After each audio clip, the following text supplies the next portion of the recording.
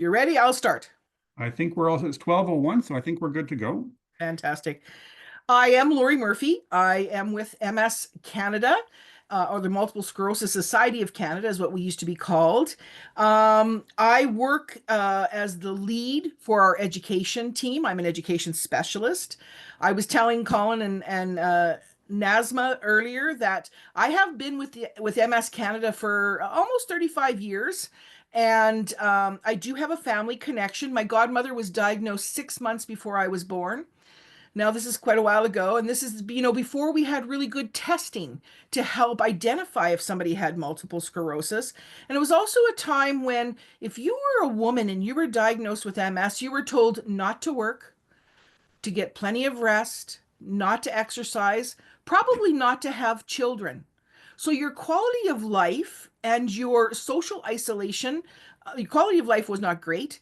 Your social isolation was significantly higher than the general population because you were told to just stay home and rest. Thank goodness we have a different mindset now for people who are recently diagnosed and as they move on their MS journey. I do have this passion for education, and I hope you get something out of this presentation, whether it be just how to connect with MS Canada should you have questions or need some support. I want to give a little disclaimer. MS Canada does not approve, endorse, or recommend any specific products, therapies, or services. Instead, again, we provide information, possibly referral, because we want to assist individuals in making their own health and wellness decisions.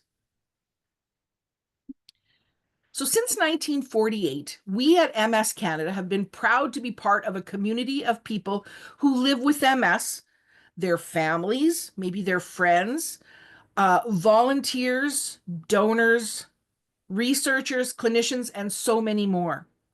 Together, we have helped fund research, provide information and support to people affected by MS or maybe on the road to an MS diagnosis. But we've also taken a bold stance to advocate for changes that allow people living with MS to live a full and inclusive life.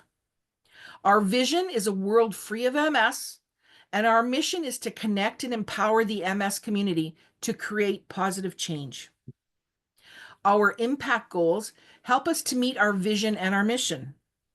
We are taking a bold approach to advancing treatment and care, enhancing well-being for those affected by MS, understanding and halting disease progression, and ultimately preventing MS from ever occurring. So multiple sclerosis, or MS, is a neurological disease of the central nervous system, which includes the brain, the spinal cord, and the optic nerves. In MS, the body's immune system mistakenly attacks myelin. That's the protective covering of nerve fibers. Myelin is needed to effectively send messages to and from the brain. Damage to that myelin can result in inflammation and loss of nerve fibers, and then over time contributes to disease progression. So imagine that the myelin sheath is like the protective coating on an electrical cord on a lamp. That outside rubber or plastic coating protects the wire and allows the electrical current to flow from the outlet to the light bulb. If there is damage on that protective coating, there can be disruption to the light emitted, or there may be no light at all. In a person living with MS, if there is damage to that myelin sheath, there could be a disruption to the messages sent from the affected areas to the brain or through the spinal cord. And this disruption will result in the person experiencing the various symptoms of MS. Now, there currently is no known cause for MS. We don't know if, in addition to a genetic component, that this disease is impacted by maybe lifestyle and environmental risks or triggers as well.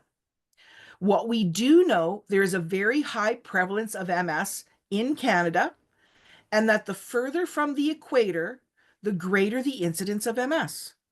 And this leads scientists to explore vitamin D deficiency as a possible theme, or as a theme, pardon me, in MS research. Now, MS is not considered hereditary. However, If you have a parent or sibling with MS, you have a 1 to 3% chance of developing it yourself. If you happen to have an identical twin that has MS, it significantly raises your risk to 30%. So we can't say it's hereditary, but we can say there's some kind of genetic link, okay? We know that lifestyle risk factors can include smoking and obesity. Environmental risk factors can include vitamin D deficiency, as I mentioned earlier, but more research has shown the Epstein-Barr virus may be a link. But we need to do more research to identify the causes of MS. We do know that lifestyle changes can contribute to better health outcomes, and that might include getting more exercise and maintaining a healthier body weight, to quit smoking, to possibly increase that vitamin D level in your body, especially if you do show deficiency on blood tests. And maybe even taking vitamin D supplements, not just, in your diet or getting sun exposure. Multiple sclerosis, again, or MS, affects people around the world. That's all nationalities, both male and female, and people of all ages. Canada has one of the highest rates of MS in the world, with an estimated 90,000 people living with an MS diagnosis. On average, 12 Canadians are diagnosed each day, and globally, someone is diagnosed every 5 minutes. We know that the average age of diagnosis is between 20 and 49. And one of the greatest mysteries of MS is that female-born individuals are 3 times more likely to develop the disease. Now, MS is an episodic and progressive disease, which means the unpredictable effects of the condition will last for the rest of someone's life. Approximately 2 to 5% of people with MS experience their first symptoms before adulthood. And globally, there are 30,000 people with MS who are under the age of 18. Achieving a diagnosis or probable diagnosis could take months or years, and we often equate the process to putting the pieces of a puzzle together. Gathering of information to put together a medical history is an important start. When neurological symptoms are identified, referral to a neurologist will likely occur, and then the testing to confirm or rule out MS will begin. There are several diagnostic tools which can help to rule out other health conditions such as lupus, chronic fatigue syndrome, and possibly tumors in the central nervous system, or then support an MS diagnosis. Magnetic resonance imaging, or MRI, is used to determine if there are areas of disease activity, including inflammation or scarring, within the central nervous system. Now, we know that MRI is about 95% accurate in either confirming MS or ruling it out. Lumbar puncture or spinal tap examines spinal fluid for a certain protein. And if it is present in that spinal fluid, it is representative of an MS diagnosis. Then there's evoked potentials. This is a diagnostic tool that measures the brain's response to stimulus. So an example would be when wires are placed on the scalp overlying certain areas of the brain that they want to examine. Then the examiner provides a small sensory input. No, pardon me, stimulus. Thank you. And with this stimulus, they're seeing how the brain is responding. And again, it's really harmless, it's painless, but it can help to confirm a diagnosis of MS. MS is a continuous disease process because it progresses through different stages over time. Everyone with MS has a unique disease course that can vary widely in severity, symptoms, the progression rate, and response to treatment. So radiologically, isolated syndrome, RIS, refers to demyelination seen on an MRI. So, which is highly suggestive of MS. Um, but that these individuals are not showing physical symptoms of the disease. We know that nearly half of people with RIS will be diagnosed with MS within 10 years. So it's a very good, indicator. Clinically isolated syndrome, or CIS, refers to a single episode of neurological symptoms suggestive of MS. Not everyone with CIS will be diagnosed with multiple sclerosis, but about 80% of people could go on to develop multiple sclerosis. The most common type of MS is relapsing remitting MS. That's where about 85 to 90% of people living with MS are initially diagnosed, and then they experience periods of attacks and remissions. For about half of the people that are diagnosed with relapsing remitting MS, they will go on to a secondary progressive phase of the disease. This means that there are fewer relapses and there's an increase in disability over time. The rate of worsening is different for everyone and typically is more gradual than a more progressive form of the disease, which is called primary progressive MS. So there's really no attacks or remissions. You don't see the valleys and the mountains on a chart of progression. You would just see a steady increase in disability over time. Again, each person with MS experiences their disease course differently. Disease activity can be represented by, again, those relapses and remissions, sorry. But it might mean that symptoms that were experienced before reoccur or new symptoms show up. It's very difficult to predict. Sorry. Oh, I think we're okay. I think we're okay, Laurie. I'm having a little bit of a technical challenge here, so 1 second, okay? Okay. Take your time. We can hear you Uh, fine for what it's worth. Okay. So choosing a healthy lifestyle can help to maintain your brain reserve and keep your brain healthy. This means getting regular exercise again, maintaining that healthy weight, watching alcohol intake. There's more research that is showing that alcohol significantly is affecting the brain. And so a lot of neurologists are saying try to eliminate, if not significantly lower your intake of alcohol. Quitting smoking, we've known for years that it could have an impact on neurological symptoms as well as overall health. Getting enough sleep is really important. And we have many people who will take sleep aids, but there's more and more strategies now to help people get better quality and longer sleep periods. And then, of course, just take care of other health conditions such as high blood pressure and any mental health issues, because that is going to overall improve your quality of life. Did it change slides? Yes, yeah, I see. What Okay, is an MS relapse? fantastic. Okay. There are several names used by clinicians for a relapse, and that includes attack, flare up, or exacerbation. When someone experiences a relapse, it may be a worsening again of past symptoms or appearance of new ones.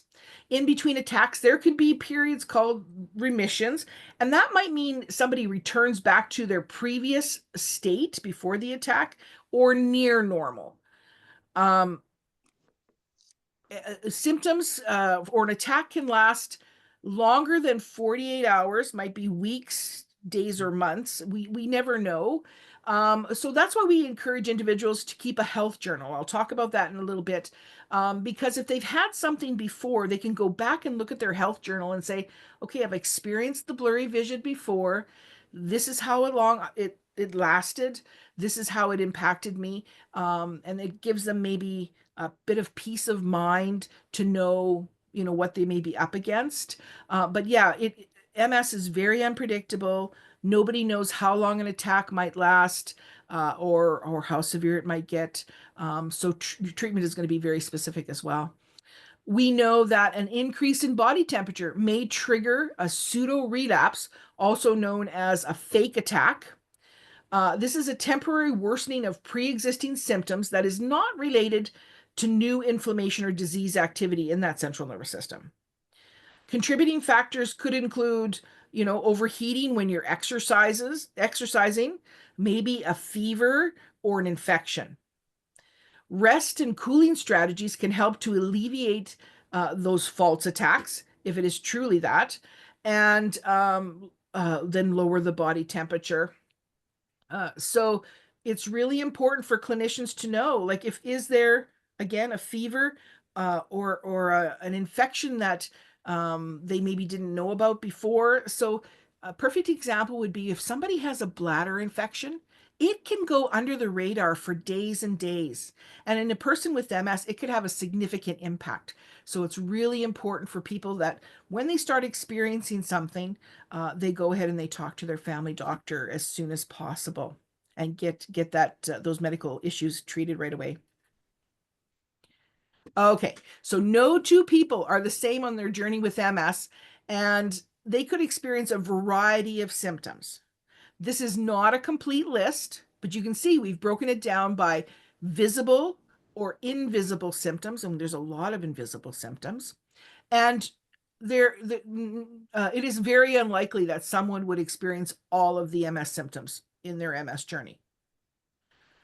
Fatigue is really the most common, followed by pain. So up to 80 to 95% of people will experience fatigue and or pain at some point during their disease, if not on an ongoing basis.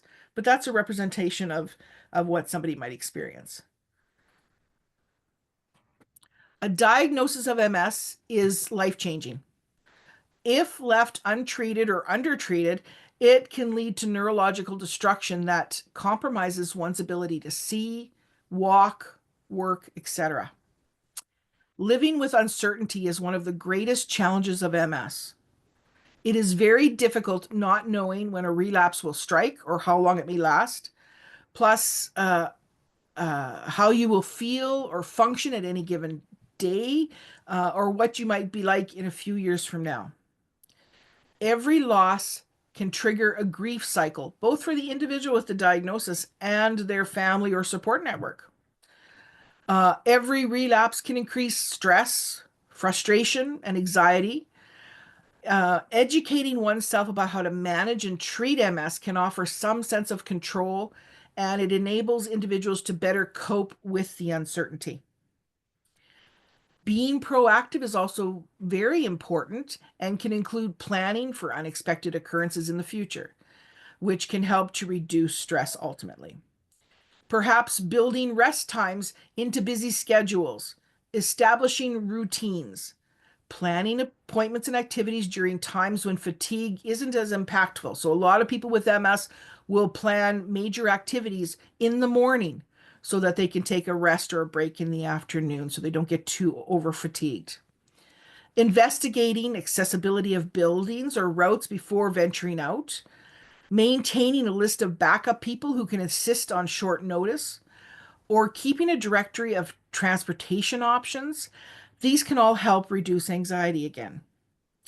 MS Canada can help provide information and support. Plus, we can identify tools and external resources to help people to live those better quality of lives. The incidence of depression in people with MS is greater than that found in the general population. Sorry, Laurie, I think you're stuck on the same slide for disease impact. Nope, I'm still good. Just one more statement. That's all. Okay. But thank you. But depression is common in people with MS. It's not only a symptom of MS, but because of the disease activity that's happening in the brain, but because of the life-changing diagnosis with that unknown prognosis. Okay, so as soon as somebody is showing symptom of depression, we encourage them to get help as soon as possible. Sometimes it's the caregiver that recognizes depression, but it's very important to address as soon as possible. This is a representation of, excuse me, healthcare professionals that could be involved with the individual living with MS on their MS journey. And there's more, obviously, but we, again, encourage individuals to be proactive, to advocate for themselves, and to build their own healthcare team. Mm. Oh, and again, I think I've told Colin and Nazma about this. I can share a PDF of the slides after the presentation. You know, if somebody wants, I'll share it with you, and then you can, you know, make your group, give them group access. That would be great. Thanks. And you Thanks, don't have Laurie. to, I sorry, I meant to say that at the beginning. That would be great. I don't know. I'm having some technical challenges here with lag, so I apologize. Disease management is up on the slide. We can see the disease management slide. Yes. Okay, thank you. MS, again, is different for everybody. So it's not surprising that treatment is going to be very individualized. In addition to maintaining contact with the healthcare team, there are other strategies to help maintain someone's MS. There are medications called disease-modifying therapies, or DMTs. Now, these are not a cure for MS, but we know they can reduce the relapse rates, reduce the number of lesions or that damage or active disease within the brain and spinal cord, and they ultimately delay the progression of disability. Now, they've been around for a very long time, since 1999. So we know that there are some effective treatments that have been around and have shown benefit. Steroids can lessen the severity and the length of an MS relapse when those attacks are affecting someone's ability to function, but will not change the long-term outcome of the disease course. Prescribed medications can help ease many MS-related symptoms, such as fatigue, maybe bladder issues, spasticity, and pain. Incorporating different rehabilitation and wellness strategies can also help with function, overall wellness, and quality of life. Now, these complementary therapies can include exercise, registered massage therapy, counseling, stress management, cooling strategies. So there's a variety of things that people could try to help with their overall wellness. And we know some individuals living with MS will choose to use cannabis to manage pain, spasticity, and other symptoms. And when I say other symptoms, it also can help with sleep. So it is considered a complementary therapy. It's legal now, but we highly suggest that individuals only use cannabis in consultation with their healthcare professional. Again, dosing is not something that is regulated. You don't know how it may interact with other medications or treatments that you're using. So again, we just say do it in consultation with your healthcare provider. Now, self-care is not selfish. There are many wellness strategies, we've just talked about them, that individuals could incorporate into their lives. But also finding a diet that works specifically for someone can be explored, again, with the healthcare team. MS Canada does recommend following the Canada Food Guide. Like, there's no specific MS diet. There are a couple out there that could be a good guideline, but we're not saying pick one or the other. We encourage individuals to make sure that they're taking their prescribed medications on time and as the doctor is prescribing them. We want people to reduce their social isolation. And in that case, when you reduce social isolation, you are stimulating your brain activity, and that can help with fatigue. That can help with cognitive issues. It's keeping your brain more pliable. So we want to make sure people don't feel that they're not getting that interaction socially. We encourage individuals to ask for help when they need it and then be willing to accept it as well. Again, all of these things can improve quality of life. Other wellness strategies that maybe I don't have listed on the slide would be people feel very strongly about religious practices, whatever that might be for them. Maybe activities outside of the home in nature. We like pet time or pet therapy, as some people might call it. It could include crafting, art or music, maybe even gaming. So do something to go ahead and keep yourself stimulated, active, and engaged. Now, physical activity is recognized as an important part of the overall care plan. So, participating in exercise, we know can help people with MS with their fatigue, muscle weakness, and spasms. It can help reduce pain. There's obviously the weight reduction and management that can occur. So, all very good things.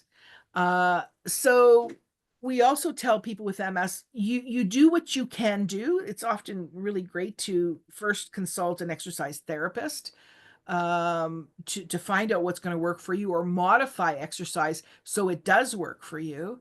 But yeah, we say to people, don't just stop doing the exercise. Find out how you can make it work for you. Now, vitamin D, I mentioned it earlier. This is a hormone that is produced out of cholesterol when your skin is exposed to the sun. Now, researchers and clinicians believe that vitamin D has a role in the body's immune or defense system. It also can help with heart and brain health. In addition to getting vitamin D from ultraviolet rays through sun exposure, there are food sources that can include fatty fish such as salmon or mackerel, egg yolks. There's vitamin D fortified foods, including cow's milk, margarine, and some types of plant-based beverages, such as orange juice or almond milk. Uh, it's not very popular, but cod liver oil is another source that individuals can take. And then doctors will tell you to increase the absorption of the vitamin D. It's also suggested that you maybe take avocados or nuts or extra virgin olive oil with those vitamin D rich foods, just again to improve that absorption. Always consult with a healthcare professional to determine what is going to work for you. Again, because there might be allergies or sensitivities, but you can see on the chart that children 9 years or older up to age 70, they're recommending that, 4,000 international units per day could be safe for the individual. And so if you've got somebody in your family that has MS, and if you can get tested, if the doctor will test your blood work, because some of them don't, but it wouldn't hurt to go ahead and start out with increasing your vitamin D, to go ahead and maybe protect yourself as well, because we know it's good for brain, heart, and immune system. Okay, I mentioned keeping a health journal before. It is a really good tool, and it can be something as simple as making notes on a calendar, maybe on a device, in a notebook. I have coiled notebook. So when my mom and dad both had cancer at the same time, and then my husband got sick, and I have kept a health journal for all of them, including for myself. It is a personal record of what has happened with your health during a specific time frame. So again, historical document. And we know that time may be limited during medical appointments. So a journal will help guide discussions with the healthcare team. It can help to prioritize what future treatments might be required or explored, and it informs decision making. So things like capturing when a symptom started and or ended, plus recording their impact can be very helpful when you're sitting there with the doctor and you maybe only have 15 minutes to get everything out, get everything discussed, and formulate a plan. We know that some individuals will use their smartphones or their computers and use a variety of apps to go ahead and track similar information that you would put in a written health journal. We know that individuals also use assistive devices such as Alexa or Google Home, or maybe those talk to text assistants, whatever's going to work with you to keep that historical record, and again make time with your doctor most meaningful as possible is just suggested tip for you. Let me introduce you to Karen, who lives with MS. So Karen said, when I was first diagnosed, I made 3 phone calls, one to my family, one to my partner, and one to MS Canada. And Karen has gone on to become very active in our support groups, on one of our online chat programs. And I'll talk about We Talk MS in a bit. But it often just starts out, they get a diagnosis, they reach out to MS Canada, and we give them the information and support that they need to get on with their life, to get past the diagnosis and try to accept their new reality. So MS Canada has a variety of programs and services, and I'm going to tell you about them now. Here we go. The Knowledge Network is our primary service offered across the country. So when you need information and support, you can reach out to our highly trained MS navigators. Now, they are not practicing healthcare professionals, but we will again do our best to provide the information and support that someone needs. If somebody is in crisis, we will support them to get that type of access in their own communities. But yeah, we really are here for information support. It's a toll-free number or an email, 8 a.m. to 8 p.m. Monday to Friday. We do have live chat off of our website, but the hours may be a little different. But we communicate in both English and French, so reach out anytime. And this information shows up at the end of the presentation as well, so you'll have it. Here's another lovely lady. This is Jessie. She's another person living with MS, and she has said, the peer support program made me comfortable in my own skin again. It gave me back the confidence I lost after my diagnosis and allowed me to develop a friendship that I will cherish forever. So now, Jessie was joined our one-to-one peer support program. So this is a program that brings individuals together who have similar and shared life experiences. It's an opportunity to help each other through mutual support, maybe some problem solving and information sharing. And, it's a safe and comfortable environment because we know not everybody wants to be part of a support group. The one-to-one peer support program connects people through virtual matches. So, and whether they have MS or a caregiver, but it's often through text messages, emailing, sometimes telephone, sometimes video chats.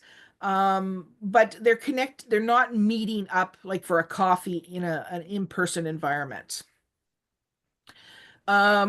Individuals complete an application, and that helps us to determine what their needs are or what questions or topics they want to chat with somebody about. It also helps us find that volunteer that's going to be the best match for them, whether it's what we call an extended match of 3 to 6 months or a one-call interaction, which is just that, a one-time conversation. So you can find more information on our website or reach out to our Knowledge Network. They'd be happy to help you connect. Now, there are many virtual and some local peer support groups available to choose from. This is not a complete list because you can see I've cleaned it up quite a bit. We're just down to caregiver and newly diagnosed. But to find a group that meets your needs, again, reach out to our Knowledge Network. There's so many to choose from. And we're seeing more and more people, now that the pandemic really has settled down, wanting to come back to those in-person support groups that we used to have hundreds of them across the country, which is nice because people, again, we don't want them to be socially isolated. So I'm happy to hear that they're coming back together in person. I mentioned this, the We Talk MS. So this is like MS Canada's Facebook. And it can be a mentoring program, it's a community forum. It is a safe space, it's supportive, uh, it's 24 hours a day access. It's just a really great opportunity to talk to others that have MS and or caregivers. So yeah, it's a nice opportunity to connect people, again, that don't want to be in a support group, but want to stay connected. The MS Quality of Life program helps qualifying individuals to purchase and maybe repair equipment. It's open to all residents of Canada living with an MS diagnosis. There is an application process that includes confirmation of diagnosis and means testing, which identifies household income and helps us to determine who has the greatest financial need to receive the support. Individuals could be eligible for up to $1,000 per person per year. Equipment can include the purchasing or repairing of items for mobility and daily living aids. So we've had people reach out and say, okay, I need help purchasing a wheeled walker. We can help them with that. I need help getting new batteries for my scooter. We can help them with that. But there's also a newer branch of the Quality of Life program, and it's for cooling products. Now that is typically home air conditioning or whether it be central air conditioning or window air conditioning. It could be fans, those types of things. So, and for that branch of the program, it is also up to $1,000 per person per year. And there is, again, an application process or call our knowledge network. So today, this is a Community Connects presentation. We do a lot of education. We have the Hear from the Experts webinars. Those are happening 3 to 4 times per year. We have one coming up right now. Acceptance and Resilience will be March the 20th. We invite an expert to come and do a virtual presentation in English, and individuals can participate in a session live, or they can watch the recorded content later on. We have a library of recorded content that you can go back and check that archive and see if there's a topic there that you're interested in.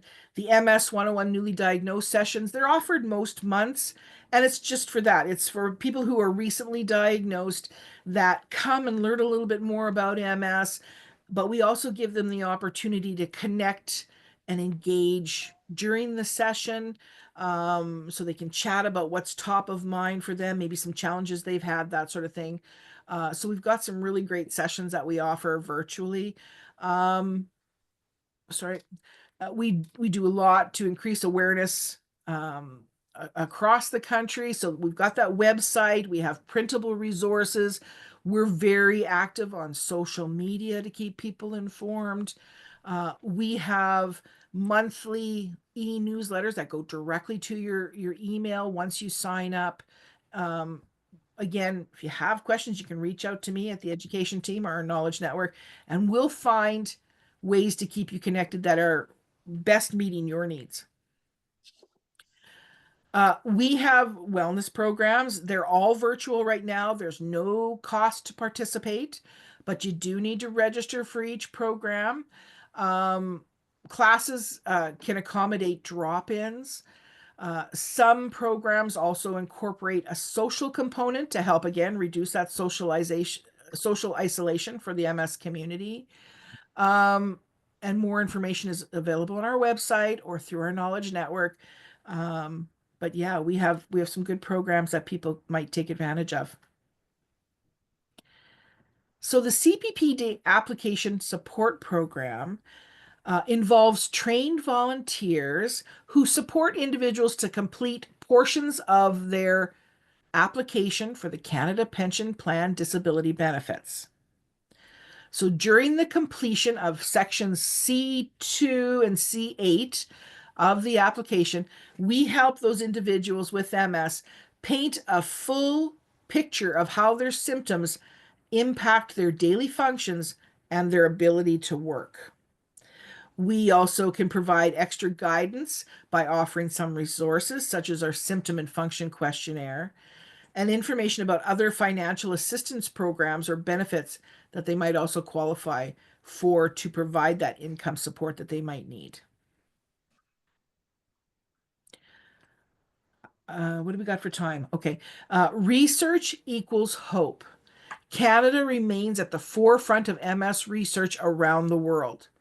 Through generous contributions from donors and corporate sponsors, fundraisers, MS Canada has invested over $218 million in research since 1948. MS Canada funded studies have gone the distance in areas such as imaging, diagnosis, genetics, tissue repair, etc. And we're going to continue to be a driving force in research around the globe. There are many ways to get involved. Fundraising and donations are key to the work we do. So, whether participating in and raising pledges for one of our special events or making a donation, every dollar matters. We have many special events that you can get involved with, including the MS Walk or MS Bike, our readathon, or you can even host your own event and give the proceeds to us through We Challenge MS. Excuse me. Our volunteers are a diverse and talented group of individuals who work together to create positive change for people living with MS in their communities. They're a very important part of our team. And we are so grateful for our many, many volunteers across the country because they help us through their work efforts to achieve impact across Canada. And did it change? Yes, it did. Yeah. There are many ways to get involved. Again, fundraising was one of them. Make a donation in some way. And we also do a lot of government relations. So you could support our government relations or advocacy initiatives if you choose. We're working hard to ensure that all Canadians affected by MS have access to the best possible care and support services. Plus, all have secure access to employment and adequate sources of income. So if you want more information about this, you could go to our website or again, reach out to the education team, me, or our knowledge network. And again, you're going to get the slides, but our knowledge network can be very, very helpful for you. And here's my email, education@mscanada.ca, or check out our website. Wow. That's amazing. Thank you so much, Laurie, for all that information, that great presentation. You're welcome. We have time for questions if there's any. Yeah, I'm just letting everyone know you're welcome to post questions in the chat, or if you'd like to unmute and ask a question, although I'll just obviously ask one at a time. Yeah. I could get started if that's okay. Um, I You made mention of disease modifying therapies, and I remember when my dad had MS 20 years ago, there were some, I guess it was fairly new, there were some medications that were designed for treating relapsing remitting. I was just wondering if there's any new context around those therapies. Well, there are treatments now, not only for just the relapsing remitting MS, but for progressive MS as well. Okay. Now, there's not a lot, research continues, but we are seeing an expansion in the options that people have. So, not just treating symptoms, but treating the overall disease course. We're seeing more and more. There's a greater global initiative to go ahead and develop more for the progressive type of MS or progressive types of MS and repair. There's been a big push on, can't we identify something to help repair some of the damage or repair it early enough or stall it? Yeah, so globally there's a commitment to try and help with those types of treatments as well. But I'm trying to think for the DMTs or the disease modifying therapies in Canada, we have about 8 injectables, Okay. 10 oral, and 3 infusions. So that means somebody has to go get an IV to get the medications. But yeah, there's a variety of options out there, and that's not even with steroids. Like then you add steroids as an option. If somebody's having a really severe attack, you want to go ahead and try and stop it in its tracks and accelerate healing. So steroids is another good tool. That's not just an MS disease modifying therapy. Okay. There's lots of options. Well, that sounds like it's expanded a lot since Yeah. over the years, which is good, which is a good direction to be moving in. Yeah. And I mean, and individuals also have, if you're going to need an injectable, we still have the option of doing subcutaneous. So that's like a little needle that like a diabetic would give to themselves, a little poke under Mhm. the skin, right? And we still have the intramuscular injection because those are the drugs that maybe last a whole week instead of every other day. Right. So there again, there's options even in just how the drugs are administered. People have Okay. choices. Yeah. Bruno, you have your hand up? Thanks, Laurie. I've got about 100 questions. Maybe you and I need a phone call afterwards. I've been heavily involved with Okay. In Canada. The symptoms seems very similar. Some are, yes. Are you aware? Yes. And we know that around the world, research researchers that are looking into MS often will be involved with Parkinson's and ALS as well, because they feel that if they have an aha moment, it could be more than just for MS. So they're all interconnected. They're all staying on top of things and communicating because it could have implications beyond just MS. Can we talk a bit about treatment? Whatever happened to liberation therapy? And I'll tell you, this relative of my son-in-law had it done. She Yeah. went to the U.S. It cost a ton of money, and it helped her. Was it Yeah. prolonged help? Pardon? Did it last for many, many years, or did he or she revert back to their previous state within a short period of time? I think it's helped permanently. Awesome. This liberation therapy was invented in Europe. Mhm. I don't think the Canadian doctors believe in it. Well, you see, it was already being done for people with heart, like vein blockages.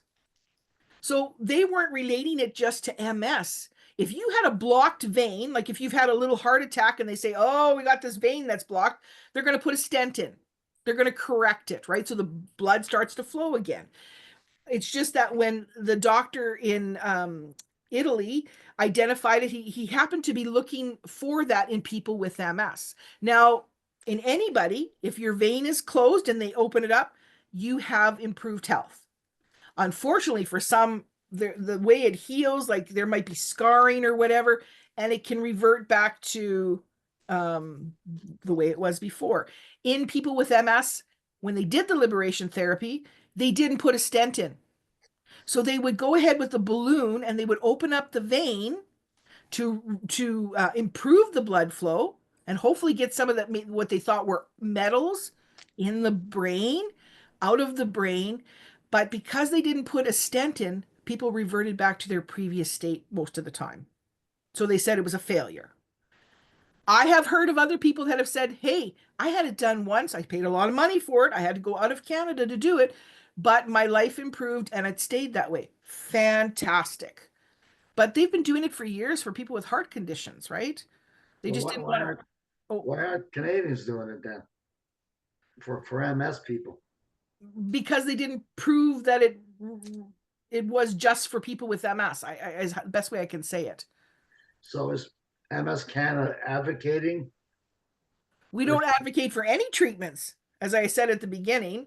Um, and I guess if the international researchers said it was something to further investigate, but even the doctor who came up with the idea from Italy, he has since backed off because his study was such a small number of people. It was less than 100 people in a study. And that's kind of, they globally, the researchers kind of go, oh, well, that wasn't a very big study.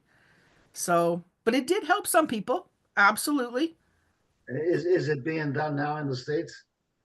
I don't even know. I don't even think they're doing it anymore. Or they're not, eh? No. And then for a while there was the stem cell therapy. I don't even know if that's really as big of a thing as it used to be. Um, yeah, there's not a lot of it, and people have to pay a lot of money to leave and get it done in places that they will do it. Okay, we have a couple of chat questions in the chat. Can you see them? I can't. Let me I can just read them off if it'll help. Okay. try. Oh, wait a Um, minute. Wait a minute. Here we go. You are welcome to post question. Oh, is MS part of a spectrum of autoimmune diseases? I cannot answer that. MS, well, okay. When you say spectrum, whose question is this? Because it is an autoimmune disease technically, because the body is mistaking its own tissue and is attacking itself. It's malfunctioning. So we can say it's an autoimmune disease, although researchers and clinicians around the world are starting to just identify it as a neurological disorder. MS I Canada think support. the question is Wait, hold on a second, Bruno. She's got another question on chat. just on that question. Oh, okay. On that question, what do you want to ask? On the spectrum question is, does it fall under the umbrella such as a bigger disease like Parkinson, MS, Alzheimer's? Are they related? Is the Well, they question. don't know that, but they have similar symptoms. And again, that's, as I mentioned, researchers will chat with each other because there could be future implications for treatment for something beyond MS if they find something. So I'm trying to think of what would be a good example. Well, therapy for one might help with another.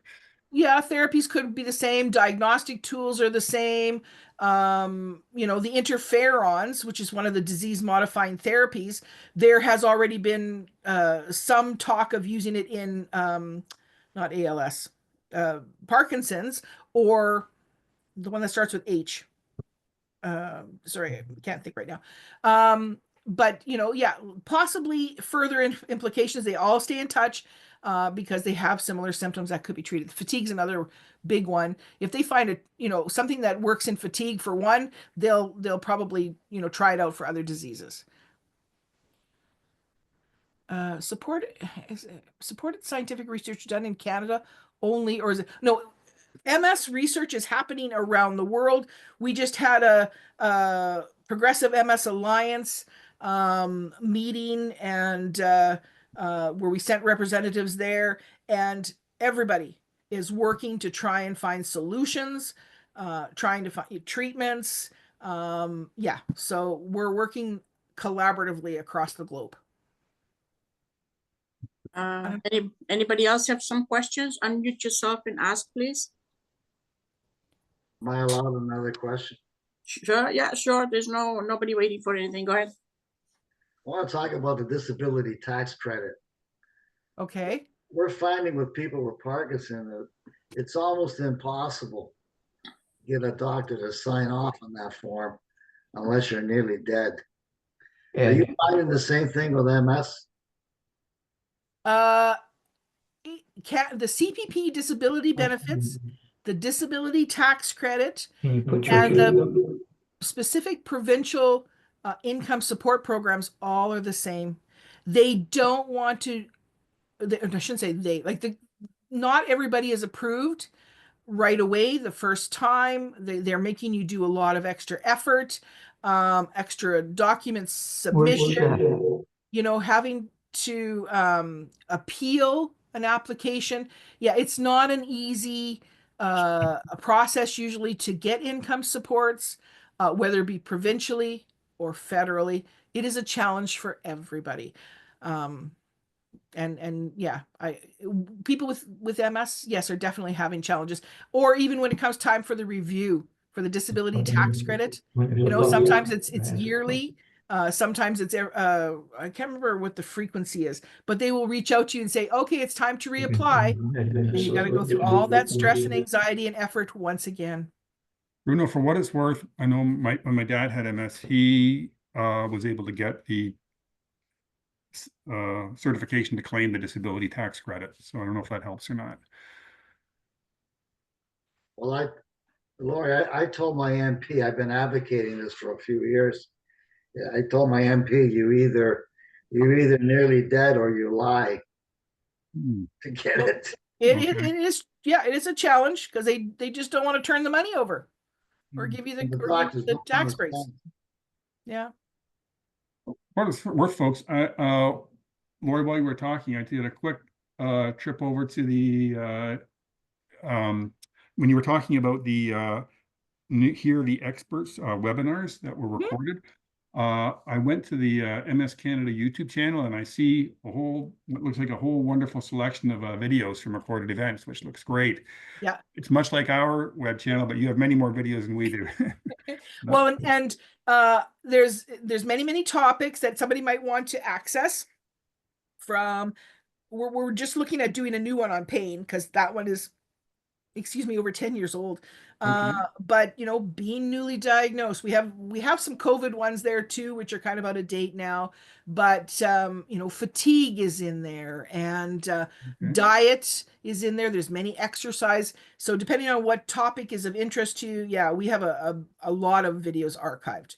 Or they Yeah. can reach out to me and I can help them connect with the one that is most meaningful to them. Yeah, I see YouTube says you have 131 posted there, so that's wonderful. Wonderful Yeah. resource.